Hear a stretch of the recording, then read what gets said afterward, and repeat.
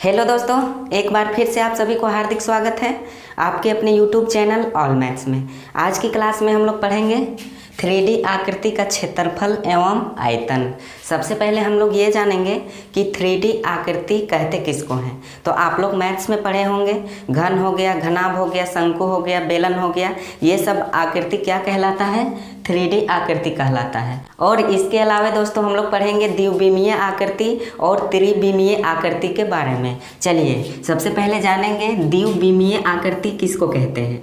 द्विविमीय आकृति और एक होता है त्रिविमीय। ठीक है। द्वि का मतलब आप लोग जानते होंगे दो, और त्रि का मतलब होता है तीन, और यहाँ पे आप लोग समझिए विमीय का मतलब बीमा होता है। ठीक है, विमीय का मतलब बीमा होता है। तो ऐसे आकृति को हम लोग द्विविमीय आकृति कहेंगे जिसका केवल दो बीमा होता है। यानी दोस्तों हम लोग दूसरे शब्दों में कह सकते हैं जिसका केवल लंबाई और चौड़ाई होता है। तो यहाँ पे देखिए केवल लंबाई और चौड़ाई किसका किसका होता है। तो यहाँ पे हम लोग कह सकते हैं त्रिभुज का, चतुर्भुज हो गया,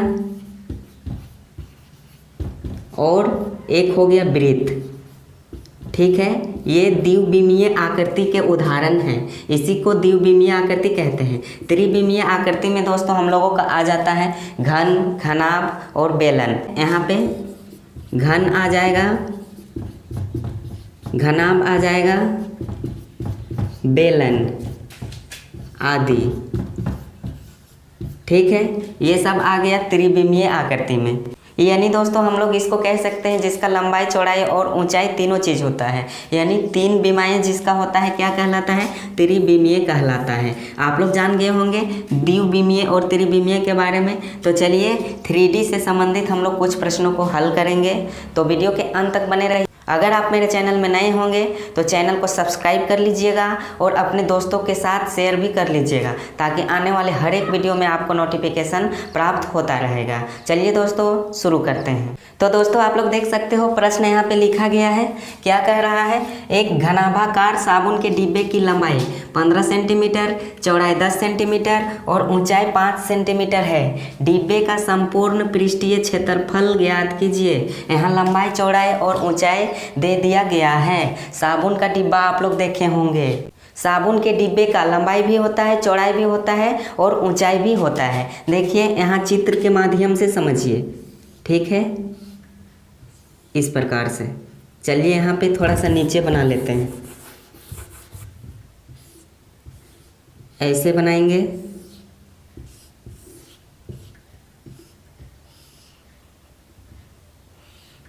ठीक है, मान लीजिए ये साबुन का डिब्बा हो गया।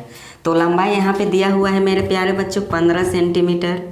ठीक है, और चौड़ाई 10 सेंटीमीटर, ये चौड़ाई हो गया 10 सेंटीमीटर, और ऊंचाई दिया हुआ है 5 सेंटीमीटर, ये हो गया ऊंचाई। देखिए ये यहाँ से यहाँ क्या हो गया? ऊंचाई हो गया। ठीक है, और यहाँ से यहाँ क्या हो गया? ये लंबाई हो गया। आप लोग समझ पा रहे होंगे। तो चलिए इस प्रश्न को सॉल्व करते हैं। यहाँ पे लिखेंगे हल, और यहाँ पे लिख देंगे दिया है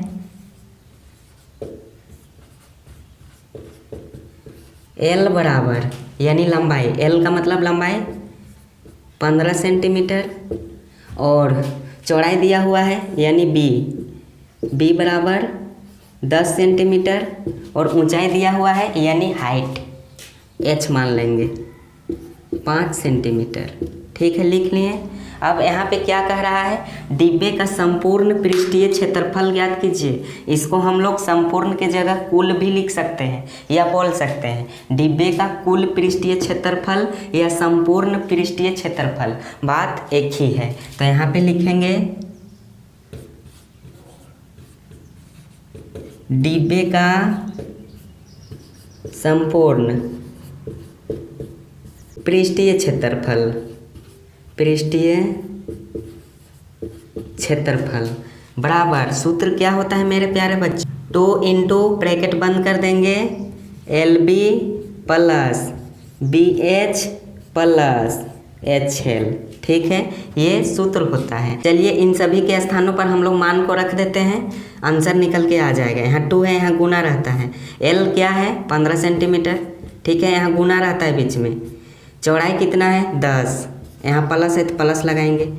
देखिए चौड़ाई कितना है 10 गुने ऊंचाई कितना है 5 प्लस ऊंचाई कितना है 5 और लंबाई कितना है देखिए 15। ठीक है, अब यहाँ पे क्या करेंगे, गुना करेंगे। 15 दहाई 150 प्लस 10 पचे 50 प्लस 15 पचे 75। पहले जोड़िएगा नहीं तो गलत हो जाएगा। ठीक है, बॉडमास के रूल के अनुसार सबसे पहले गुना करना है, उसके बाद ऐड करना है।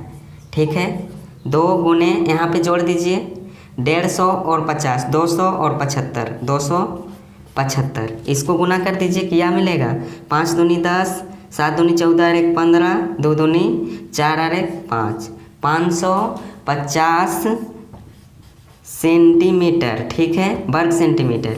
ये क्या हो गया, इस प्रश्न का आंसर हो गया। तो डिब्बे का संपूर्ण पृष्ठीय क्षेत्रफल मेरे प्यारे बच्चों क्या निकल के आया है 550 वर्ग सेंटीमीटर। आप लोग अपने अपने नोटबुक में नोट कर लीजिए।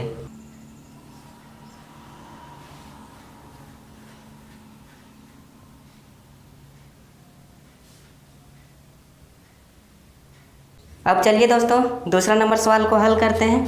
क्या कह रहा है, एक घनाभ की लंबाई चौड़ाई और ऊंचाई क्रमशः 12 मीटर 8 मीटर तथा 4 मीटर है। घनाभ का पार्श्व पृष्ठीय क्षेत्रफल ज्ञात कीजिए। इस बार घनाभ का पार्श्व पृष्ठीय क्षेत्रफल पूछ रहा है। लंबाई चौड़ाई और ऊंचाई दे दिया गया है। चलिए इस प्रश्न को भी हम लोग हल करते हैं। यहाँ पे लिख लेंगे हल, यहाँ पे लिखेंगे घनाभ में दिया है। ठीक है, घनाभ में यहाँ पे लंबाई दिया हुआ है L बराबर 12 मीटर, चौड़ाई कितना दिया हुआ है 8 मीटर और आप लोग देख सकते हो ऊंचाई H बराबर 4 मीटर। इस बार यहाँ पे नीचे क्या लिखेंगे, सूत्र घनाभ का पार्श्व पृष्ठीय क्षेत्रफल बराबर सूत्र क्या होता है मेरे प्यारे बच्चों 2 × L + B × H होता है। ठीक है, घनाभ का पार्श्व पृष्ठीय क्षेत्रफल बराबर 2 × L + B × H होता है। यहाँ 2 को रखेंगे, ब्रैकेट बंद करेंगे। L कितना है यहाँ पे 12 मीटर, तो यहाँ 12 लिखेंगे, प्लस है तो प्लस लगाएंगे। B के जगह क्या है यहाँ पे देखिए 8 है, 8 लिख देंगे और H कितना है तो 4 है। ठीक है, सबसे पहले क्या करेंगे मेरे प्यारे बच्चों, बॉडमास के रूल के अनुसार इसको जोड़ेंगे। 12 और 8 को जोड़ेंगे तो क्या हो जाएगा 20 हो जाएगा, गुने यहाँ पे क्या है 4 है। अब इन सभी को गुना कर दीजिए, आंसर निकल के आ जाएगा 20 दूना 40 और 40 चौका कितना होता है 160 वर्ग मीटर। ठीक है, ये हो गया इस प्रश्न का आंसर। बहुत ही आसान है, केवल आप लोगों को सूत्र याद रखना है। घनाभ का पार्श्व पृष्ठीय क्षेत्रफल का सूत्र होता है 2 × L + B × H। इसको याद कर लीजिएगा। आप लोग अपने अपने नोटबुक में नोट कर लीजिए। तब तक हम लोग आगे बढ़ेंगे अगले प्रश्न की ओर।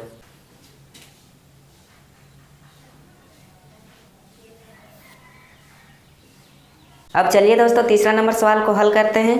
क्या कह रहा है 30 सेंटीमीटर भुजा वाले घन का कुल पृष्ठीय क्षेत्रफल एवं पार्श्व पृष्ठीय क्षेत्रफल ज्ञात कीजिए। इस प्रश्न में 2 सवाल को यहाँ पे हल करना है। एक ही प्रश्न में दोस्तों यहाँ पे 2 सवाल पूछ दिया है। देखिए, पहला निकालना है कुल पृष्ठीय क्षेत्रफल और दूसरा निकालना है पार्श्व पृष्ठीय क्षेत्रफल। चलिए सबसे पहले हम लोग निकालेंगे कुल पृष्ठीय क्षेत्रफल। तो इसका सूत्र होता है एवं पार्श्व पृष्ठीय क्षेत्रफल का भी सूत्र होता है।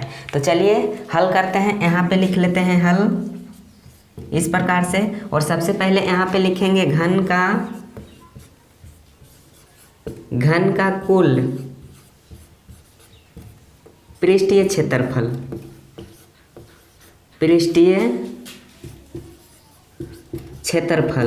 बराबर सूत्र होता है मेरे प्यारे बच्चों 6L²।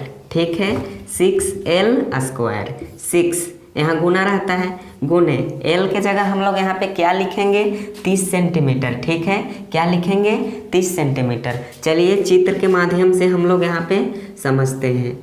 ये हो गया, ठीक है। इस प्रकार से बना दिए।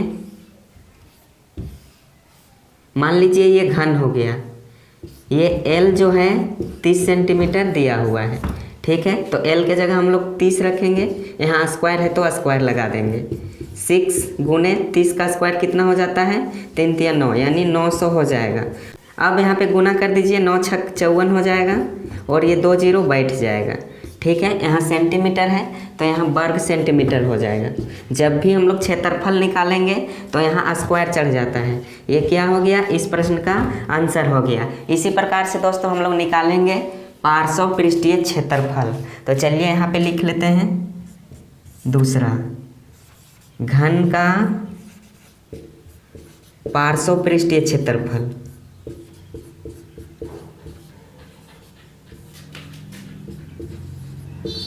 बराबर, इसका सूत्र होता है 4L स्क्वायर, ठीक है। कुल पृष्ठीय क्षेत्रफल होता है 6L स्क्वायर और पार्श्व पृष्ठीय क्षेत्रफल होता है 4L स्क्वायर। चलिए यहाँ पे बैठा दीजिए, 4 गुने L कितना है 30 स्क्वायर हो जाएगा, 4 गुने यहाँ पे हो जाएगा 900, 30 का स्क्वायर 900। अब इसको गुना कीजिए, 9 चौका 36 और 2 जीरो ये बैठ जाएगा, 3600 वर्ग सेंटीमीटर।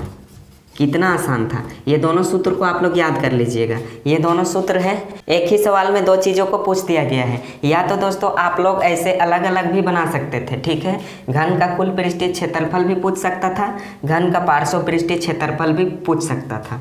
तो एक ही प्रश्न में दे दिया गया है, बहुत ही बढ़िया है। देखिए इसका आंसर 3600 निकला, इसका आंसर 5400 निकला, ठीक है। 5400 आप लोग नोट कर लीजिए।